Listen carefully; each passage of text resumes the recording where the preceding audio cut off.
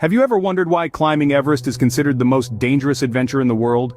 The allure of Everest, the world's highest peak, is undeniably captivating. This majestic mountain, standing tall at over 29,000 feet, has been a beacon for adventurers since it was first successfully summited in 1953 by Edmund Hillary and Tenzing Norgay.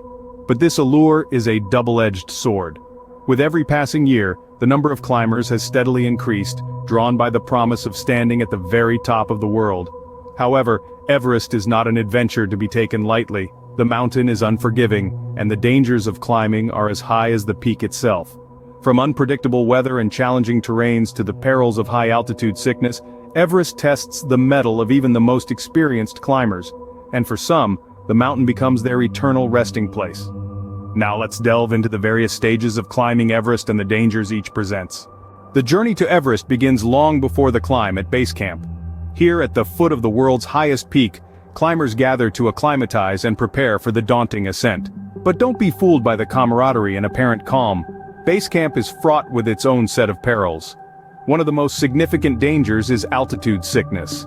The thin air at this elevation can leave climbers gasping for breath, their bodies struggling to adjust to the diminished oxygen levels. Headaches, nausea, and lethargy are common, and in severe cases it can be life-threatening. The weather too is a formidable opponent. Temperatures can plummet to bone-chilling lows, and sudden storms can whip up without warning, bringing blinding snow and gale-force winds. And let's not forget the ever-present risk of avalanches. The thunderous roar of cascading ice and snow is a stark reminder of nature's power and unpredictability. But the dangers of base camp are just the beginning. Moving on from base camp, climbers face their first real test, the Khumbu Icefall. A towering, shifting maze of ice, the Khumbu Icefall is as beautiful as it is deadly. One misstep, and you could plummet into a deep crevasse, hidden beneath a deceptive layer of snow. Ice towers, known as seracs, loom overhead, threatening to collapse at any moment. When they do, they trigger avalanches, burying everything in their path under tons of snow and ice. There's no predicting when these seracs will fall, making every moment in the icefall a game of Russian roulette. The Khumbu Icefall is not just a physical challenge, it's a mental one too. The constant threat, the extreme cold, the thin air, it all takes a toll on the mind. Yet, climbers press on, driven by sheer will and determination. Surviving the Khumbu Icefall is a feat in itself, but the dangers of Everest are far from over. As climbers ascend higher, they enter what's known as the death zone. This ominous title is not without merit, for it is here, above 8,000 meters, where the air is so thin that oxygen becomes a luxury, not a guarantee. The human body is not designed to function in such conditions, and the effects can be devastating. Imagine gasping for breath with every step, your lungs straining against the thin air, your heart pounding in your chest like a hammer against an anvil. This is the reality in the death zone.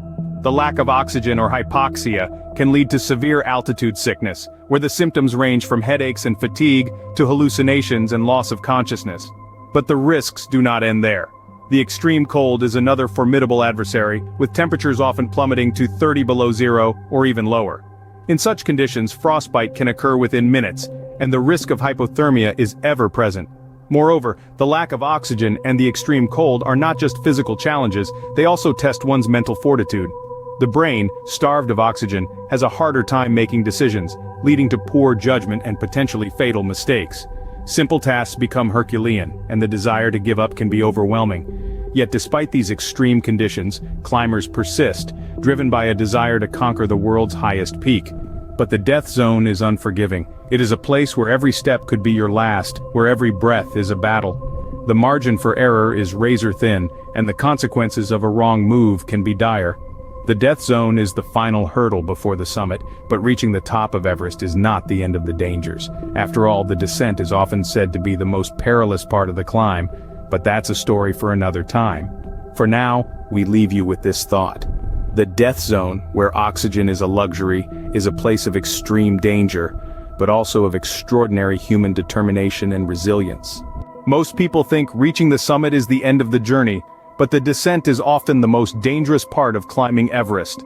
Imagine carrying the weight of the world on your shoulders, with every fiber of your being screaming for rest, and yet, you must push on. This is the stark reality for climbers descending Everest. The air is thin, the path treacherous, and the body, well, the body is running on fumes. The euphoria of reaching the summit has faded, replaced by a gnawing exhaustion that seeps into the bones. Every step on the descent is a battle against fatigue. The body, already pushed to its limits on the ascent, is now expected to navigate a perilous path down, battling gravity and exhaustion in equal measure. The legs feel like lead, the head is light, and the sense of balance, so crucial in this endeavor, is often compromised.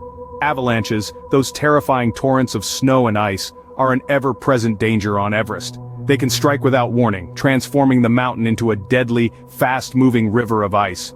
For the descending climber, often weary and slow-moving, the risk is amplified.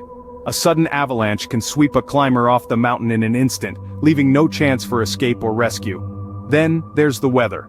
The mountain's weather is as unpredictable as it is harsh. A clear day can turn into a blizzard in moments, reducing visibility to zero and making the path down a guessing game fraught with danger. Climbers can easily lose their way, or worse, become stranded in freezing conditions without shelter or assistance. In the face of all this, the descent from Everest is not just a physical challenge but a mental one too. It demands resilience, grit, and a stubborn refusal to give in to the overwhelming desire to stop, to rest, to sleep. As you can see, even after reaching the summit, the dangers of Everest are far from over. Apart from the physical challenges, there are unseen dangers tied to climbing Everest. One of these is the psychological impact. It begins with the isolation, the sense of being cut off from the world, with only the mountain as your constant companion. This isolation can lead to feelings of loneliness and depression, making the climb even more challenging. Then there are the reminders of those who came before you. The sight of bodies of unsuccessful climbers, forever frozen in the harsh conditions, can be a chilling reminder of the mountain's unforgiving nature. These haunting images can take a serious toll on a climber's mental state, stirring up fear and doubt. The harsh conditions themselves, the biting cold, the thinning air, the relentless wind, all of these can wear down even the most resilient of minds. The Everest climb is not just a battle against the mountain, it's a battle against oneself. Climbing Everest is not just a physical challenge but a mental one as well.